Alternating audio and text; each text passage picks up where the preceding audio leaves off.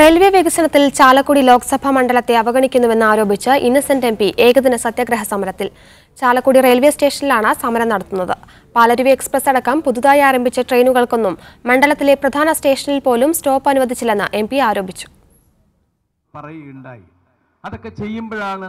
മണ്ഡലത്തിലെ റെയിൽവേ വികസന പ്രവർത്തനം അട്ടിമറിക്കുന്നുവെന്നാരോപിച്ചാണ് ചാലക്കുടി എം.പി. ഇന്നസെന്റിന്റെ സമരം. പാലരുവി എക്സ്പ്രസ് അടക്കം പുതുതായി ആരംഭിച്ച ട്രെയിനുകൾക്കൊന്നും മണ്ഡലത്തിലെ പ്രധാന സ്റ്റേഷനുകളിൽ പോലും സ്റ്റോപ്പ് അനുവദിച്ചില്ല. ഒപ്പം അടിപ്പാതയും മേൽപ്പാലവും അടക്കമുള്ള വികസന പ്രവർത്തനങ്ങൾ നടപ്പിലാക്കുന്നതിൽ അവഗണന നേരിടുന്നുവെന്നും എം.പി. ആരോപിച്ചു.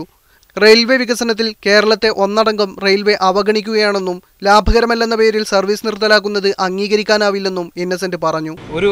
ഒരാഴ്ച മുമ്പ് ഇതിലെ പോയിരുന്ന തീവണ്ടികൾ പെട്ടെന്ന് പലതും നിർത്തിയിരിക്കുകയാണ്.